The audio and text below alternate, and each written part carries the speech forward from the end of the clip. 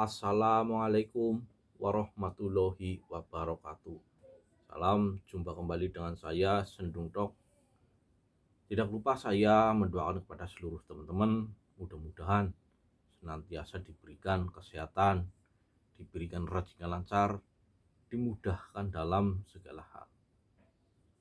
Sudut pandang seseorang terhadap bambu unik itu ada beberapa. Yang pertama, dilihat dari sudut pandang fisiknya atau tingkat keunikannya. Nah, yang kedua, dilihat dari segi tuahnya atau mitosnya. Nah, seperti halnya bambu yang akan saya bahas, yaitu 5 jenis bambu unik, bambu yang sangat sederhana tapi paling banyak diburu oleh para kolektor.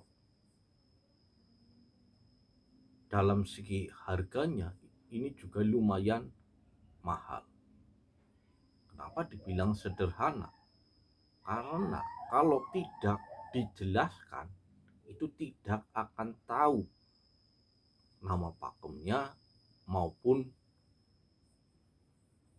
tingkat kesulitannya. Tidak seperti bambu petuk, walaupun tidak dijelaskan itu sudah tahu, atau bambu cabang atau paga. Karena mayoritas orang itu tahunya hanya bambu petuk, bambu pagak atau bambu cabang, ataupun bambu pati lele.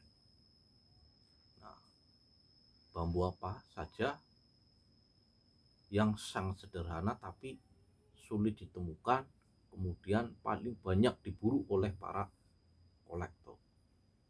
Kita mulai dari yang nomor 5. Nah, ini teman-teman, kita mulai dari yang nomor 5. Nah, ini keunikannya di mana? Nah, pasti kalau tidak dijelaskan akan bingung keunikannya di mana. Nah, ini yang dinamakan bambu unik kendit. Nah, bambu unik kendit itu bambu yang bagaimana? Bambu unik kendit ini bambu yang guratan luka alamnya ini melingkar, teman-teman. Jadi ini melingkar. Jadi luka alam yang melingkar di ruas. Ini juga disebut petuk ruas. Semakin tinggi guratan lukanya ini semakin sulit ditemukan, semakin bagus, karena mayoritas ini paling hanya sekitar 5 cm. Nah, semakin tinggi kenditnya itu semakin bagus, juga sangat sulit untuk ditemukan. Nah, ini mitosnya ini sebagai sarana kerejekian. Nah, kan jelas ini bambu yang sangat sederhana tapi sangat diburu oleh para kolektor. Ini yang nomor 5. Kemudian nomor 4.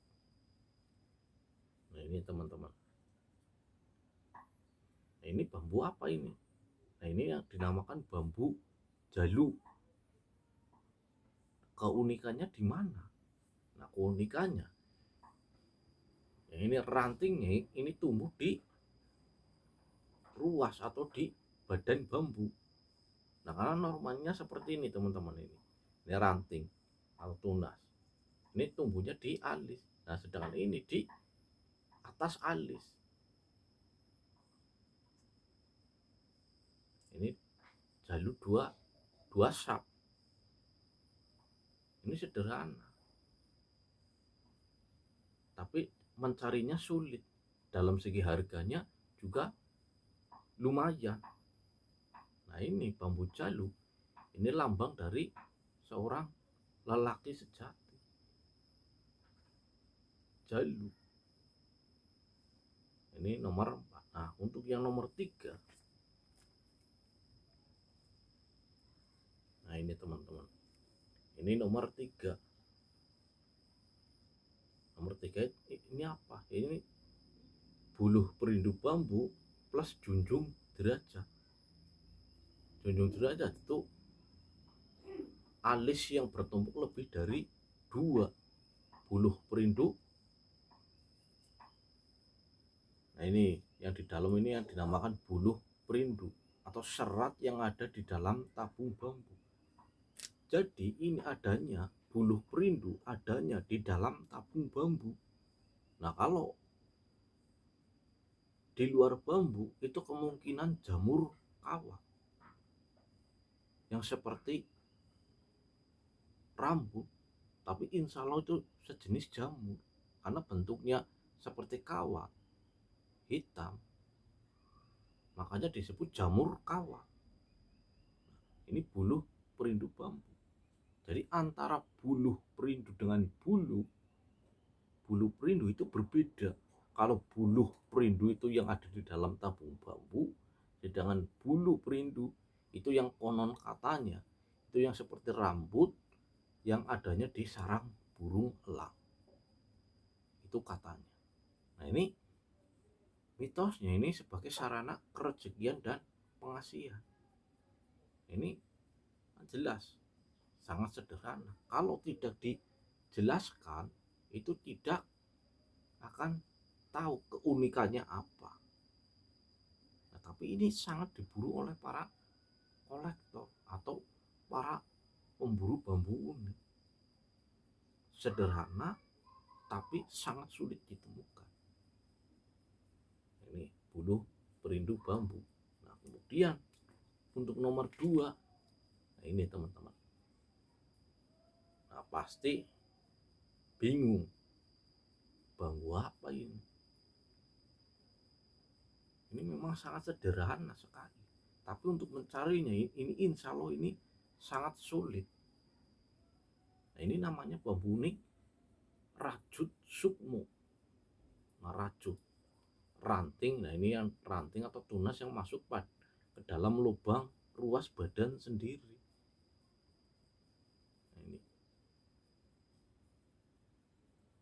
Nah, ini juga ada sebagian yang menyebut petuk akar karena ini akar ketemu dengan ini akar. Tapi kalau untuk saya pribadi tetap hanya masuk rajut sukmo. Nah, ini teman-teman, ini sederhana tapi mencari yang kayak gini ini sangat sulit. Nah, apalagi ini lubangnya kecil dimasuki oleh ranting, hampir lubangnya ini hampir nggak kelihatan. Jadi ini memang sangat sederhana. Kalau tidak dijelaskan tidak akan tahu. Padahal dalam mencarinya ini sangat sulit. Dan ini paling diburu oleh para pemburu bambu unik atau kolektor karena jelas karena tingkat kesulitannya. Makanya harganya juga sangat mahal. Ini rajut sukmo. Nah, ini melambangkan pengendalian diri. Rajut sukmo ini pengendalian diri. Nah, kemudian yang terakhir, bambu yang memang sangat sederhana tapi sangat sulit ditemukan juga harganya sangat mahal, yaitu bambu unik Pamengkang Jagat. Nah, ini teman-teman, ini Pamengkang Jagat. Nah, bambu Pamengkang Jagat itu bambu yang bagaimana? Bambu Pamengkang Jagat ini bambu satu, kemudian di sini ini membelah menjadi 2 dan kembali menjadi 1. Nah, belahannya ini teman-teman, ini perlu diingat ini teman-teman. Belahannya antara kanan dan kiri ini 2 tabung. Jadi antara membelah dan sobek atau sowek itu berbeda, jelas berbeda. Kalau ini jelas membelah karena menjadi 2 tabung. Jadi 2 tabung, 1 tabung menjadi 2 tabung kembali menjadi 1 tabung lagi. Nah, ini sederhana misalkan bambu-bambu ini dikasihkan sama orang yang masih awam, pasti dia tidak tahu keunikannya di mana, keistimewaannya di mana. Karena apa? Memang secara fisik dan secara kasat mata ini sangat sederhana. Kemudian setelah kita kasih penjelasan, kasih tahu, baru dia akan paham. Karena apa? Ini tingkat kesederhanaannya. Tapi ini memang sangat diburu oleh para pejabat-pejabat negara. Karena apa? Ini mitosnya untuk kedudukan. Nah, ini bambu yang sangat sederhana sekali, tapi paling banyak diburu oleh para kolektor maupun pemburu bambu unik. Nah, itulah kelima jenis bambu unik yang sangat sederhana tapi paling banyak diburu oleh para kolektor atau pemburu bambu unik. Dibilang sederhana karena dari fisiknya itu kurang begitu menarik, tapi dalam segi mencarinya itu sangat sulit dan harganya pun itu lebih mahal dari bambu-bambu yang lainnya. Walaupun masih banyak lagi bambu-bambu unik yang sederhana tapi diburu, tapi setidaknya ini lebih dari yang lain. Bambu sederhana tapi begitu istimewa. Oke, mudah-mudahan ini bermanfaat untuk menambah wawasan kita tentang keanekaragaman bambu unik.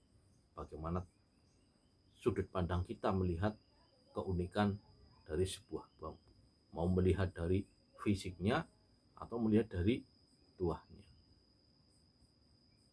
Karena itu menjadi alasan suatu bambu bisa menjadi mahal. Karena dari segi fisiknya, misal semakin bagus fisiknya, semakin unik fisiknya, semakin sulit fisiknya, itu akan semakin mahal harganya. Begitu pula misalnya dilihat dari segi mitosnya atau tuahnya, semakin bagus tuahnya, semakin multifungsi tuahnya, insya Allah akan semakin